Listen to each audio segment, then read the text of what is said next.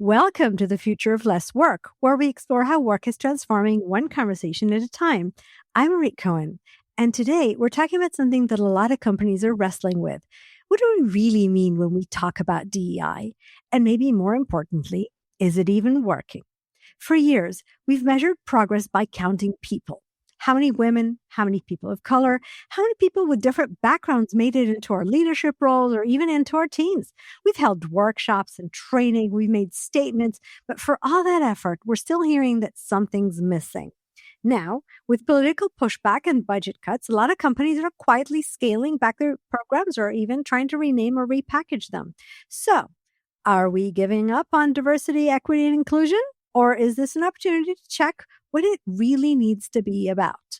That's what we're going to unpack today with Dr. Flannery Stevens, Associate Professor at Villanova School of Business, and one of the voices behind a recent article in Harvard Business Review that caught my attention. In it, she and her co-authors say, maybe DEI isn't broken because people don't care. Maybe it's broken because we've been using the wrong playbook. Flannery, welcome to the Future of Less Work. Thank you so much for having me. I'm really excited to be here. So tell me, what does it mean, the wrong playbook? Well, this is the thing. I come from a perspective, as my colleagues also do, where it's DEI is not, I don't think that should be up for discussion. It's really about the execution of the various programs that help support people from all different backgrounds thrive at work, right? So we are in an increasingly diverse workforce and increasingly diverse interconnected world. And so I don't think it's, we can't get rid of diversity, right? That's a fact. Yeah. Right. So what I would say is in terms of the playbook, there are things that we can do that I would say, maybe we are using practices. Some are more or less effective, and the ones that are, let's say, increasingly becoming under attack, but also just like, let's do an audit of what's working versus not. And I don't think we can say, oh, all of these programs or practices are going to work equally for all organizations, right? And so there are things that are outdated, right? So when you're mentioning, oh, let's count how many women we have, let's count how many racial minorities, that shouldn't be the priority, right? That can provide us with some insights, right? In terms of if we don't have metrics, how do we know what success looks like? Oh, and I'm not saying that we get rid of metrics. I think we can move.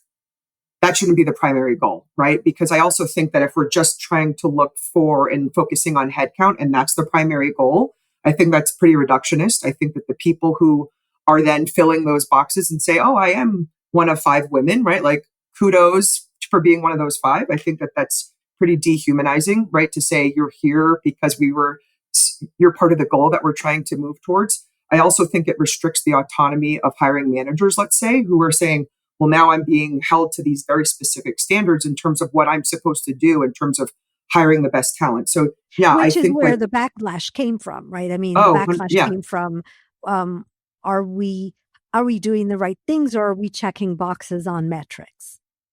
Right. And so I think metrics as a be all and end all, I don't think that's serving us on a number of levels right now. I think that having metrics is an important way for us to understand and glean insights in terms of, oh, wow, we only have 5 women in this role, or we only have, X amount of underrepresented minorities in this kind of this role. So what can that then prompt us to ask? What are the questions that we can then ask to say, wow, we were able to hire X amount of people, right? But they're not staying. Whatever that, box is that we're looking at, right? And so then that should put up a little flag for us to say, well, let's dig a little bit deeper. So I think it should be that we're not going to throw out metrics. Organizations are using metrics, but it should be that we're using them in a strategic way that are aligned with the organization values and strategic objectives, right? Not just saying we're going to aim for this. Okay, so here's my question, right? Nobody disagrees with what you say, right? I think it's the putting it in practice that we haven't figured out how to do properly, apparently, because we've had the metrics, we've put in training programs, and yet we're still having this conversation, right? And I mean, as a woman, I'm asking, as a woman who grew up in the high tech, right, when it wasn't that popular to be a woman in the room, how could we still be having the conversation? What are we doing wrong, or what can we do different? So I would say, I mean, and this also sounds pretty simple, but it's, I think, not for all organizations, but there have been a lot of organizations that have just been reactive, right? And so it's particularly in the United States. I would say there was this uptick in using the term DEI, right? There are a lot of practices that had been in place that were not under this label. And we can talk about that later. I think that label and that acronym has become very divisive. It's been politicized. And so it's, if we're just talking about an increasingly diverse workforce, it's okay, well, we need to have an understanding of who's in this workforce, right? And so I think what we need to think about is, we, just like any organization has its strategic objectives, it's like, well, let's talk about having a more balanced approach, right? So this balanced scorecard approach where, yeah, maybe we're looking at diversity or we're looking at representation of our client base and how that's reflected in our workforce, right? But that should be one of many things, right? And so I think right now what we're seeing is people are latching on to, you're trying to give privileges to this group over another group. But it's like, well, no, we are really talking about fairness. At least that's what my colleagues and I are talking about. It's, we want to have a greater capture in terms of identifying high potential talent. And the ways that we've been doing that have not been, kind of tapping into the full potential of each individual, but also thinking about the full potential of the overall, workforce, right? If we're constantly just looking in the same areas and recruiting from the same schools, we're just getting more of the same, right? And so I think that that's what we're, bumping up against, where it's, yes, maybe it's not as effective as we thought. I still think that having that information is helpful. But that's not where we can stop. But I also think that we can't just dismantle it altogether and say, hey, it's not working, so let's get rid of, Yeah, you no, know, I totally agree with you. I think, frankly, one of the best, I think, practical examples I've seen lately is actually interviewing Logitech general manager of personal solutions, Delphine Donan. She was describing a story where she basically needed an ergonomic mouse, right? But if the people designing the ergonomic mouse were men, then the size of the mouse didn't fit the hand of a typical woman, right? And so you basically say, okay, if my customers are diverse, and you said that, right? Then I need the people designing products for them to be diverse, whatever diverse means. yeah. And that's what we think about in terms of fairness being baked into the process of how we're doing the work, right? If it's providing services, if it's making, a mouse, if it's whatever it is, it's really not privileging one perspective over the others. And so, yeah, I think we can get hung up on head count and things like that, but it's, are we representing, or are there voices in the room that are representing different perspectives that can allow us to really tap into, the voices that are in our organizations that might not typically be heard, but also to identify opportunities for providing, better services and products for our customer base. And it sounds Yeah. pretty simple, but I think a lot of organizations are not doing that. Yeah, and you'd expect it to be pretty simple. So I have a question for you, and I was thinking about this as I read your article. Right, we used to think of diversity as having all the right people in the room. The room just became virtual, and so in a world where we're kind of remote, maybe even AI augmented, right? Mhm. How is this going to change? It's interesting because I've been thinking a lot for a number of reasons, right? We're increasingly interacting with people through digital means. We've got these return to work mandates. Some people are hybrid. So, I also just recently taught this weekend a power and politics and organizations class. And there are students who flew in for the class, even though they can take certain classes online. So it's really about this idea about human connection. And we need to think about ways to foster that human connection, when it is through, we're interacting with people in digital means. And actually, there was an article that I read of yours that talked about like not letting the physical location drive culture, right? So thinking about ways that we can have this like remote first kind of culture mindset where it's, how can we use the tools, the digital tools, if it's AI, right, to augment bringing people together, but then also elevating voices that might not typically be heard, right? Because it's, the room is bigger, but then also thinking about, I've seen students that I've had both in person and online, and I've seen this in organizations that I've consulted with, right, where the digital means are allowing people to share more freely when they wouldn't necessarily do so face to face in whatever the room is. Yeah, I've actually seen, and I think I heard organizational work also on this during COVID, that people who were in the past, the ones that had to fly into corporate or attend via a polycom, in the middle of a conference room when everybody else was sitting in the conference room, suddenly said, now we're just one of boxes on a screen. Now we suddenly have more of a voice. So I was thinking the digital world, or the digital world of work, should open possibilities for populations that were not typically included, or at least not typically had full say. I agree. And that doesn't mean that there are not going to be potential challenges with that as well, right? And we're thinking about people who might be coming from different cultural backgrounds, have different levels of fluency. And so maybe it is that they're provided with tools that allow them to maybe get in a room, get into conversations that they might not had access to previously because of distance or what have you. But I've also noticed that it could be because of differences in fluency. Maybe it's this rapid action, depending on what the norms are that are set for these digital kind of meetings.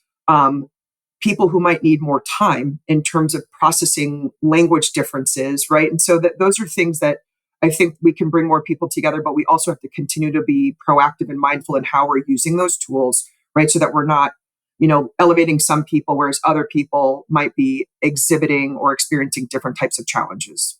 Yeah, I actually think it's a really good one. So I've been, I watch trends, and maybe that makes me a little bit more optimistic, right? So I think of tools that are coming, right? Like real-time language translation, That's exactly or what I was thinking of. even more asynchronous work, right? My ability to look at the meeting and input and provide my inputs not in the real-time manner where everybody's in the same meeting. And that opens up possibilities for people who are less fluent, or maybe less feeling comfortable to express Right. themselves, or need to see something three times before they, fully comprehend or have formulated how they think about it.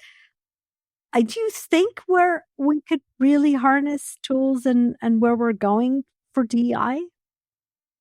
Yeah, I do. I like to be optimistic too. I now am a mother and I have a 4-year-old, so I feel like I have to be optimistic, just to keep my sanity.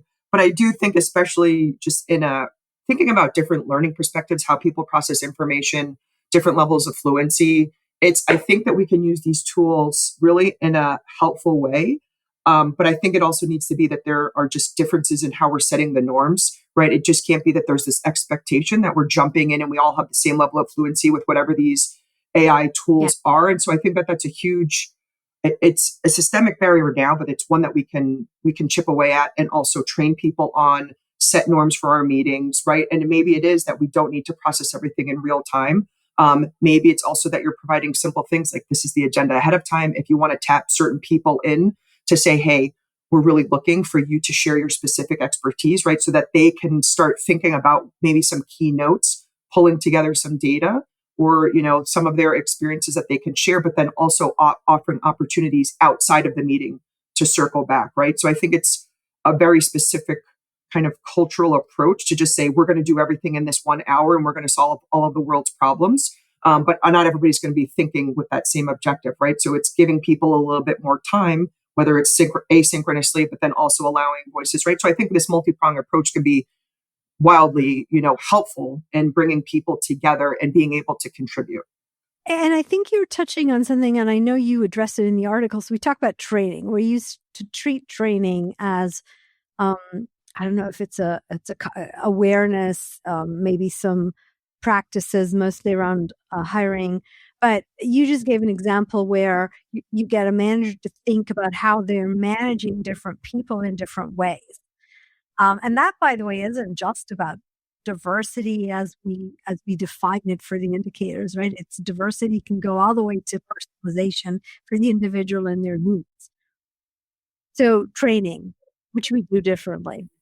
Yeah, so that's what we talk about, my colleagues and I, in the article that we were referencing. And I think this, in general, a one size fits all approach to anything is not really, it's not going to fit everybody, right? And so I think whether it's DEI related training or other trainings, I think when we're thinking about, like incorporating tools like AI, right? It's even thinking about how we can customize let's say if it is DEI training, to be, more specific to your role, your geographic location in the organization, right? Rather than clicking through and saying, okay, I shouldn't be biased, and these are the ways I shouldn't be biased. It's how can we maybe harness the tools that we have to have micro learning opportunities that are more personalized, again, to your role, to your context. If you're working at a hospital in a specific geographic region, it's here kind of the prevalence of these, issues that the community are struggling with based on different demographics or whatever it might be, right? So you're clicking through in a way it's speaking directly to the things that you're seeing every day, rather than having it be this general, hey, everybody who's a manager run through this in terms of hiring, right? So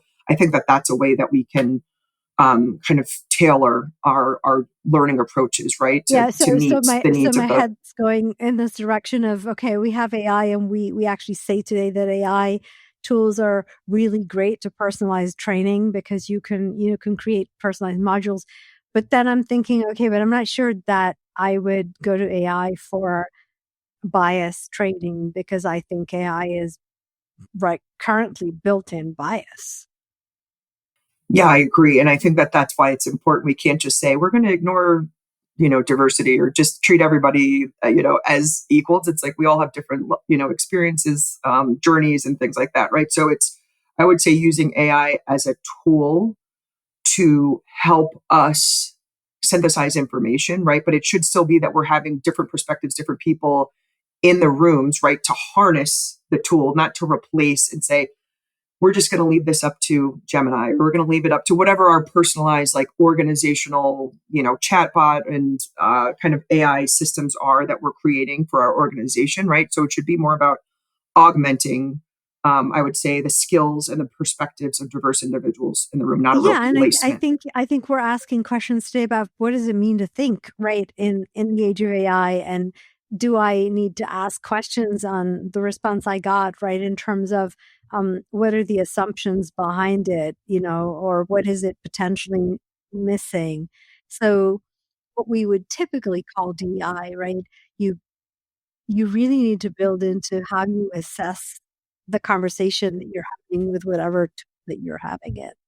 And I think that this, especially in our conversation about DEI, is so critical on so many levels, because I think people have different experiences with various AI tools, and I think for organizations to be mindful of people, with, different backgrounds, it's we need to level set in terms of how we want these tools to be used in our organizations, right? But then as we're developing them, we want it to be that there's a more representative kind of sets of perspectives, right? Because I see students, but I also see people in organizations where there's not a clear guideline on how to use these tools or training. And so people are using it in different ways. And maybe there's some people that are like, oh, if I just type in this is going to give me the answer that's going to be definitively correct. And it's like, no, it's not. Right. And so, in terms of learning how to prompt, and kind of challenge the answers that you're getting, whereas other people know that and know how to use it in a way that makes them more effective. And so then we're seeing this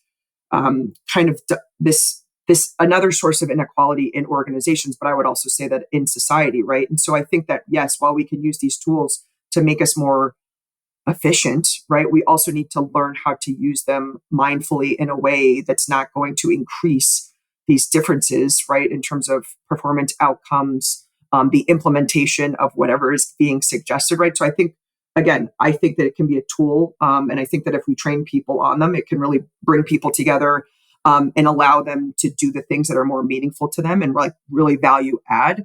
But I'm just really worried about, again, whatever the inequalities are in using the tools in Yeah, organizations and totally, elsewhere. totally agree. Agree. So I'm curious, if I'm a CHRO today and I want to rethink my approach, right? So I'm going to assume that you don't need to convince me that this is important. I'm also going to assume for a second that it's easy to make the link to an organization that their customer base and their, you know, employee base need to somewhat, speak the same language and look the same, and be the same. Where should I start? That's a great question. I think it should start you know, that's a like this is the $1 million question, right? It's hard. I I know it's Yeah, hard. yeah. I mean, I think if there's, a chief technology officer, right?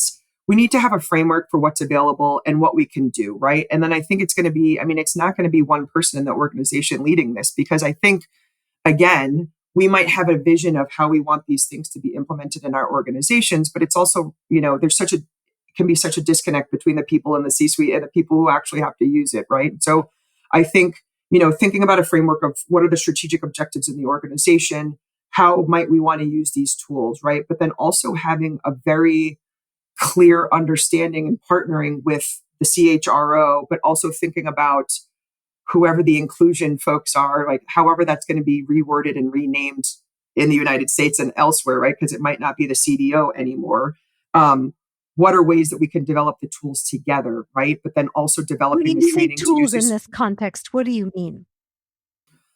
Well, a lot of organizations are using like their customized Training AI. program?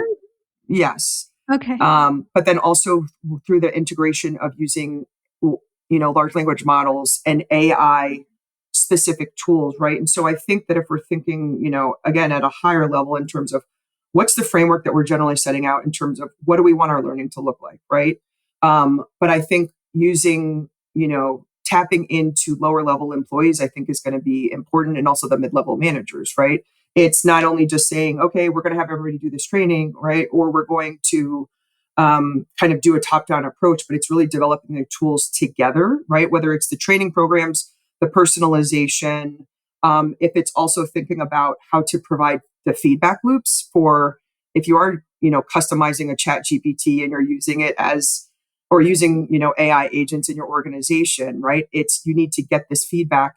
I also, and what I'm seeing from students, but also in organizations, is this like fear and anxiety in terms of replacing their jobs. And so I think, that's why I think it's really important to have people involved at lower levels in the organization of whatever it is that we're hoping to optimize and automate and replace, right? Making sure that we're keeping the people that we think are valuable, right? And keeping them at the forefront in terms of what is the resistance that they might be facing in kind of providing information in Yeah. developing these tools.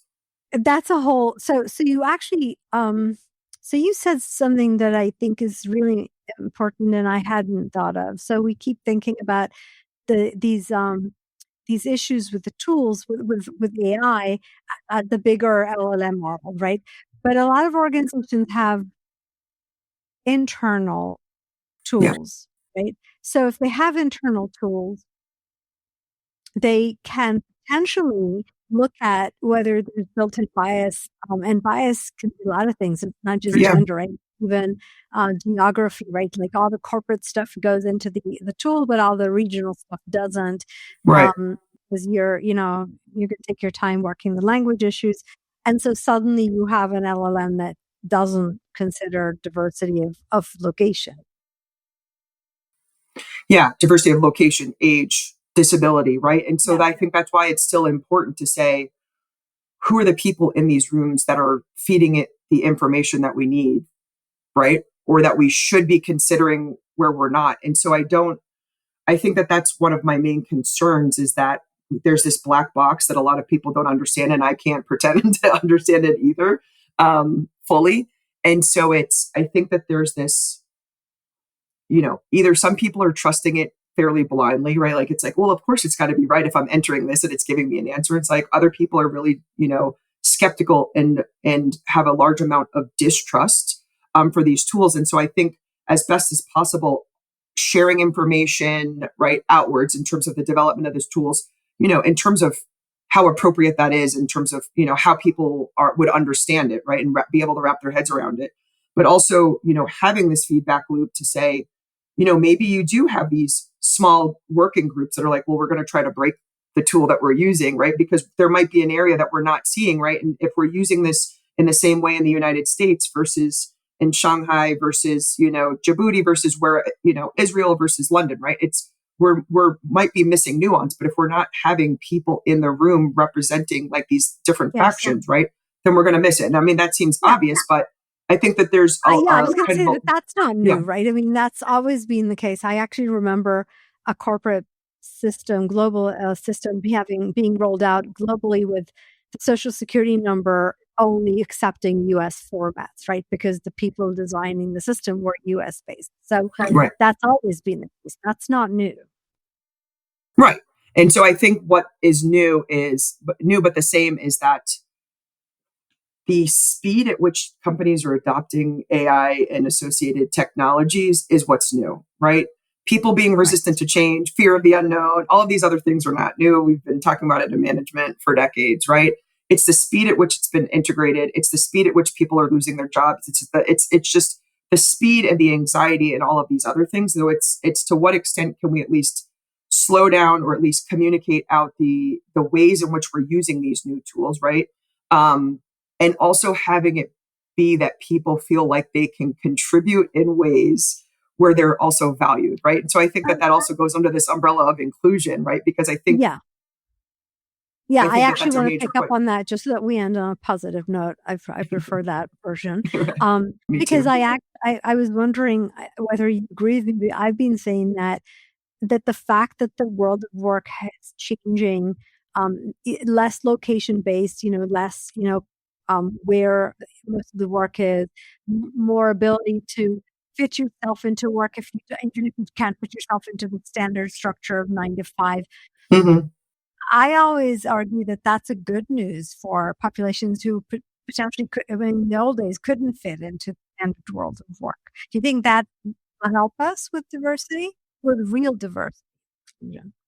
I think it can, but then we're also talking about, you know, making sure that people have stable internet connection, right? To be able to participate fully in like the digital workforce. I do, ending on a positive note, I do think that we can harness the technology that we're seeing in ways that will allow us to incorporate voices that are not typically heard, right? And to be able to, even if it's just people who are more reticent to share in a meeting, right? So the things that we talked about are being Yeah. able to access insights, and it not just being shared in a report or an email, but to really, even if it's your colleagues across the world, customers, supply chain, right? Like I do think that there is a way to increase the human connection, and to be able to really gain valuable insights from people strewn around the world, Yep. Yep. in a Yep. mindful, assuming we do it in a mindful way, right? Yeah, totally. I mean, that's the base. So I do want to end with a question versus an answer I always ask at the end. What's the one question you think we should all be asking ourselves about the future of work? That's a great question. I think it's similar to what we've been talking about in terms of bringing people together and the human connection. And so I think technology and AI, and if we're thinking about automation and the ways that we can leverage those tools to make us more effective at work and to really focus potentially on things that are meaningful to us and can really add value above and beyond whatever, an AI tool can do. It's how do we do that in a way where people do not feel disenfranchised, or dismissed, and potentially I don't want it to be that we're increasing societal inequalities, right? So I Yeah. think that we can do that, right? But I just want it to be that I want it to be that as we're racing to whatever the kind of the execution is, that we slow down at points to really think about the human beings who are involved in this and who might be worried. And so I do think that we can leverage these tools again, right, to really elevate voices that haven't been heard and to gain these insights. But I just want to make it sure that we're all um, getting the tools to succeed, really, right, and being able to interface with these technologies. Yeah. And I was, for a second, I thought it was almost ironic that we started talking about DI and suddenly we're talking about DI in the context of humans versus machines, right? As opposed to subgroups of humans. Yeah, and I think at the end of the day, when I'm harping on this human connection, and it's really just about, I mean, we can call it DEI, we can do it, whatever, but it's like people want to be seen, they want to be heard, they want to be respected, right? And so however we get to that Yeah. point, if it's integrating AI technologies or other kinds of technologies, then let's do that. But let's make sure that we're keeping that at the forefront as we're developing these programs and practices and technologies and things like that. Perfect. Again, not the most unique insight, but yeah, couldn't have said it better. Thank you so much, Flannery, for this conversation. For more about Flannery's work, including her co-authored piece in Harvard Business Review, check out the links in the episode description. Thank you for joining us on The Future of Less Work today. And remember, your best people do not work because they have to, nor because you tell them to or you measure them on it. They work because they want to, because by working for you, they're achieving their purpose in life. Till next time.